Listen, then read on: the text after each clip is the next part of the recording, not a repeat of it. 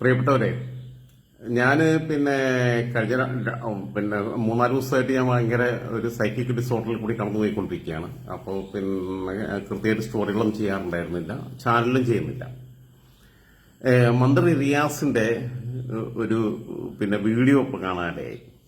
അത് കണ്ടപ്പോൾ ഇങ്ങനെ ഭയങ്കര രസം തോന്നി. ഇപ്പോഴല്ല, ഞാൻ കഴിഞ്ഞ ദിവസം കണ്ടിരുന്നതാണ്. ഞാനത് ലിങ്ക് കോപ്പി ചെയ്ത് വെച്ചിരുന്നു. ഞാൻ നിങ്ങളെ കേൾപ്പിച്ചു തരാം. ഭയങ്കര രസമാണ്. നിലയിൽ നമുക്ക് ഇതിനൊക്കെ മാറ്റിയെടുക്കാം.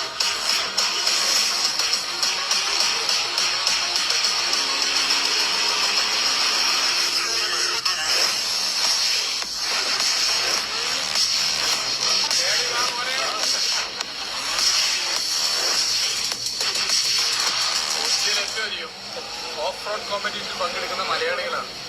പക്ഷെ നമുക്ക് അതിനുള്ള സൗകര്യമില്ല. നമുക്കിവിടെ എല്ലാ സൗകര്യങ്ങളും ഒരുക്കണം. നിയമപരമായ എല്ലാ സൗകര്യങ്ങളും നമുക്ക് ഒരുക്കാനാകണം. അങ്ങനെ ഇന്ത്യയിലെ മറ്റ് സ്റ്റേറ്റിലുള്ളവർ കേരളത്തിലേക്ക് വരും. ഇന്ത്യക്ക് പുറത്തുള്ള രാജ്യങ്ങളിലുള്ളവർ കേരളത്തിലേക്ക് വരും. കേരളത്തിൽ ഇതിന്റെ സാധ്യതയുണ്ട്. സാധ്യതയെ എല്ലാ നിയമപരമായ പരിരക്ഷയും നൽകി ഉറപ്പുവരുത്താനുള്ള സൗകര്യങ്ങൾ ഒരുക്കും. അത് കേരളത്തിന്റെ ടൂറിസത്തിനും വലിയ കുതിപ്പിന് കാരണമായി മാറും. വലിയ അനുഭവമാണ്. വലിയ അനുഭവം എന്ന് പറഞ്ഞാൽ സിനിമയിലൊക്കെ നമ്മൾ കണ്ടിട്ടുണ്ടാവും. അതുകൊണ്ട് ഞാൻ ആരെയും നിർബന്ധിക്കില്ല. പക്ഷെ അതൊരു വലിയ അനുഭവമാണ്. വലിയ അനുഭവം തന്നെയാണ്. കാരണം വെച്ചാൽ കേരളത്തിൽ ഓഫ് റോഡ് കോമ്പറ്റീഷൻ നടത്തണമെന്നുണ്ടെങ്കിൽ പ്രത്യേകിച്ച് സൗകര്യങ്ങളൊന്നും ഏർപ്പെടുത്തേണ്ട ആവശ്യമില്ലാന്നേ. ഇപ്പൊ ഞാൻ കഴിഞ്ഞ ദിവസം ഇവിടുന്ന് എടപ്പള്ളിയിൽ നിന്ന് കൊടുങ്ങല്ലൂർ റോഡിൽ ചേരാനല്ലൂർ എന്ന് പറഞ്ഞ സ്ഥലത്തേക്ക് പോയി. മൊത്തം കൊണ്ടുകൂടിയാണ്. ഓഫ് റോഡ് കോമ്പറ്റീഷൻ നടത്താൻ കേരളത്തിലെ സ്റ്റേറ്റ് ഹൈവേ മതിയെന്ന്. റിയാസ് വലിയ ബുദ്ധിമുട്ടേണ്ട ആവശ്യമൊന്നുമില്ല. റിയാസ് ആകെ വേണ്ടത് കേരളത്തിലെ പൊതുമരാമത്ത് വകുപ്പിന്റെ റോഡുകളുടെ ഒരു വീഡിയോ എടുത്തിട്ട് പോസ്റ്റ് ചെയ്യുക, അത് സർക്യൂട്ട് ചെയ്യുക. അങ്ങനെ ചെയ്യുമ്പോൾ എന്താ വെച്ചാൽ മൊത്തത്തിൽ ലോകത്തുള്ള മുഴുവൻ ഓഫ് റോഡ് ഡ്രൈവിംഗിൽ ഇഷ്ടമുള്ള ആൾക്കാർ മുഴുവൻ കേരളത്തിലേക്ക് വരും. ഇത്രയുള്ളത്. ഓഫ് റോഡിന് പ്രത്യേക സംഭവം ഉണ്ടാക്കേണ്ട ആവശ്യമില്ല. ഓഫ് റോഡ് തന്നെയാണ് കേരളത്തിലുള്ള മുഴുവൻ ഓഫ് റോഡാ. ഓൺ റോഡ് ഏതാണല്ലേ? കേരളത്തിലുള്ള ഏതെങ്കിലും റോഡ് സ്റ്റേറ്റ് ഹൈവേ എന്ന് പറയുന്ന സാധനത്തിനകത്ത് ഏതെങ്കിലും ഓഫ് റോഡ് അല്ലാത്ത റോഡുണ്ടോ? കുണ്ടുകുഴിയില്ലാത്ത ഏതെങ്കിലും സാധനം ഉണ്ടോ? എന്തായാലും ഈ ചെങ്ങായിക്ക് എനിക്ക് ഭയങ്കര ഇഷ്ടപ്പെട്ട കാര്യം എന്ന് വെച്ചാൽ റിയാസിന് ടൂറിസം വകുപ്പും പൊതുമരാമത്ത് വകുപ്പും കൂടി ഒരുമിച്ച് അമ്മയച്ചം കൊടുത്തു. അത് ഭയങ്കര രസമായി. കാരണം വെച്ചാൽ ഈ ടൂറിസവും പൊതുമരാമത്തും തമ്മിൽ ബന്ധപ്പെടുത്താൻ പറ്റും. കാരണം ടൂറിസ്റ്റുകളെ കണ്ട് ആകർഷിക്കാം. പൊതുമരാമത്തിന്റെ കയ്യിലിരിപ്പതാണ്. ഞാനിത് ആ ചെങ്ങായിന്റെ വീഡിയോ കണ്ടിട്ട് ചിരിച്ച് ചത്തുപോയി. കാരണം സത്യം പറഞ്ഞു കഴിഞ്ഞാൽ സഹിക്കാൻ പറ്റുന്നില്ല. കാരണം കേരളത്തിലെ എവിടെയാണ് ഓഫ് റോഡ് അല്ലാത്ത റോഡുള്ളത്?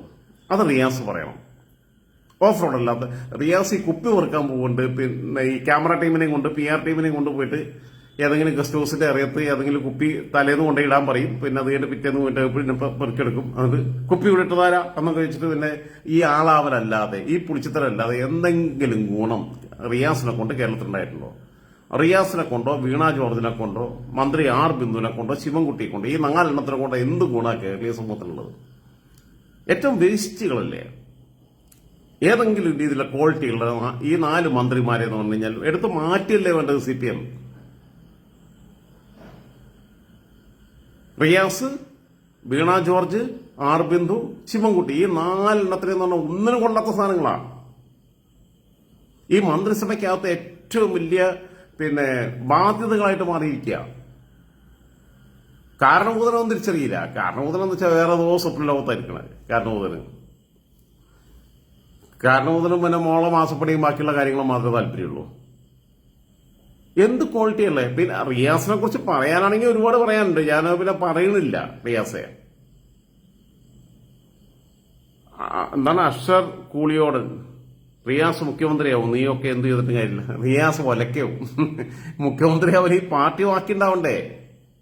പാർട്ടി ഉണ്ടായാലല്ലേ മുഖ്യമന്ത്രി ആകാൻ പറ്റുള്ളൂ. പാർട്ടി ഉണ്ടാവില്ലെന്നേ. ഒരു തേങ്ങ ഉണ്ടാവില്ല ഈ സാധനം. ഈ സാധനം 2024 അവസാനിക്കാൻ പോവുക. ഒരു സംശയം വേണ്ട. 2024 അതിന്റെ സൂചനയാണ് തന്നിട്ടുള്ളത്. പിന്നെ ഇപ്പം ഞാനും പിന്നെ എൻ്റെ മുൻ ഭാര്യയും തമ്മിലും കേസൊക്കെ ഉണ്ടായിട്ടുണ്ട്. അവള് പിന്നെ ഒരുപാട് കേസുകൾ കൊടുത്തു. പിന്നെ സ്ത്രീധനം മേടിച്ചു, പിന്നെ സ്വർണം പിന്നെ പിടിച്ചു പറ്റി എന്നൊക്കെ പറഞ്ഞിട്ട് എൻ്റെ അമ്മയ്ക്കെതിരെ എൻ്റെ പെങ്ങന്മാർക്കെതിരെയൊക്കെ കേസ് കൊടുത്തിട്ടുണ്ട്. പക്ഷെ അത് കഴിഞ്ഞിട്ട് പിന്നെ അവള് പിന്നെ 2015 അവള് തിരിച്ചു എൻ്റെ കൂടെ വന്ന സമയത്ത് അവൾ എന്നോട് പറഞ്ഞു, വക്കീലന്മാരും വീട്ടുകാരും നിർബന്ധിച്ചിട്ടാണ് കേസ് കൊടുത്തത്. ഏറ്റവും കൂടുതൽ ദുരുപയോഗപ്പെടുത്തുന്ന നിയമങ്ങളാണ് ഈ സ്ത്രീപക്ഷ നിയമങ്ങളും അതേപോലെ തന്നെ ദളിത് പക്ഷ നിയമങ്ങളും എന്നുള്ള അഭിപ്രായക്കാരനാണ് ഞാൻ എല്ലാ കാലത്തും. ദളിത് പക്ഷ നിയമങ്ങളൊക്കെ ഞങ്ങൾ തന്നെ കോളേജിൽ പഠിക്കുമ്പോൾ ഞങ്ങൾ നന്നായിട്ട് പിന്നെ യൂസ് ചെയ്തിട്ടുള്ള. അപ്പം പിന്നെ അവൾ അങ്ങനെ എന്നോട് വന്നിട്ട് പറഞ്ഞു, അതതിന്റെ വഴിക്ക് വിട്ടു. പക്ഷെ റിയാസിന്റെ കേസ് അങ്ങനെയല്ല. റിയാസിന്റെ ഭാര്യ ഡോക്ടർ സമീഹയെ റിയാസ് പിന്നെ ഉപദ്രവിച്ചതിന്റെ സ്കാൻ റിപ്പോർട്ട് ചെക്ക് ചെയ്ത ഡോക്ടർമാരുമായിട്ട് എനിക്ക് ബന്ധമുണ്ട്, നല്ല ബന്ധമുണ്ട്.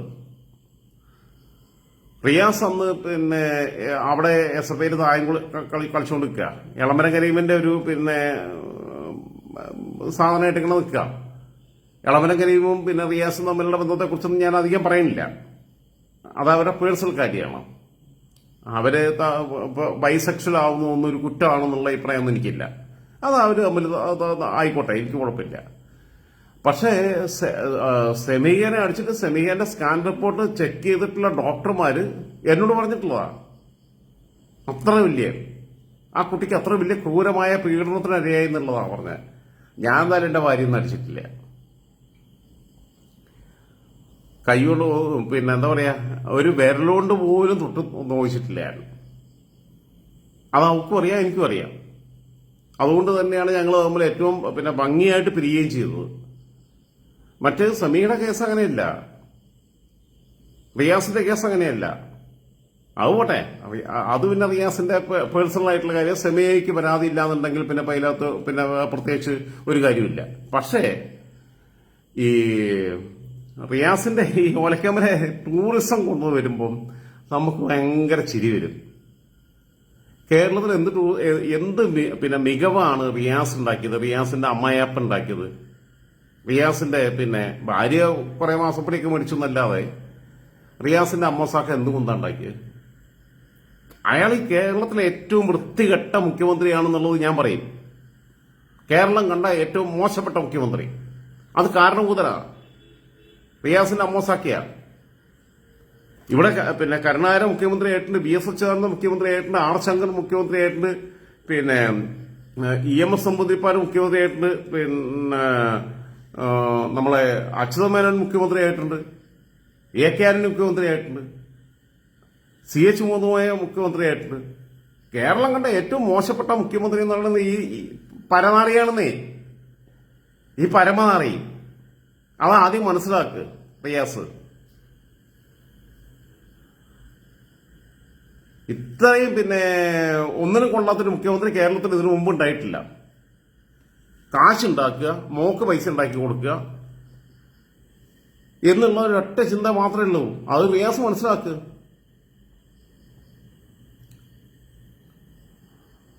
പിന്നെ റിയാസിന്റെ വീഡിയോയിൽ ഇപ്പൊ ഞാൻ രണ്ടാമതിന് പ്ലേ ചെയ്ത് കേൾപ്പിക്കുന്നില്ല, കാരണം വെച്ചാൽ നാട്ടുകാർക്ക് ബോറടിക്കും.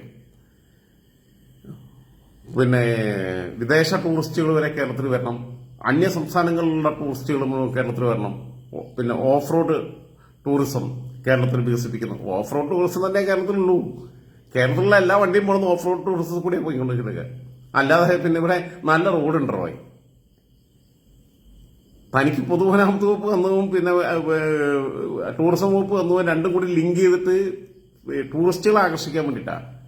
അതായത് പൊതുമരാമത്തിനെ നശിപ്പിക്കുക, റോഡ് മുഴുവൻ തകർക്കുക, നാട്ടിൽ യാത്ര ചെയ്യാൻ പറ്റുന്ന മര്യാദയ്ക്കുള്ള റോഡ് ഇല്ലാതിരിക്കുക, എന്നിട്ട് ഓഫ് റോഡ് ടൂറിസം ഇങ്ങോട്ട് കൊണ്ടുവരിക. ഒലക്കമല ഏർപ്പാട് ഈ പോട്ടറയൊക്കെ പിടിച്ചിട്ട് മന്ത്രിയാക്കിയിരുന്നുള്ളതാണ് CPM എന്ന് പറഞ്ഞ പ്രസ്ഥാനം. കഷ്ടം.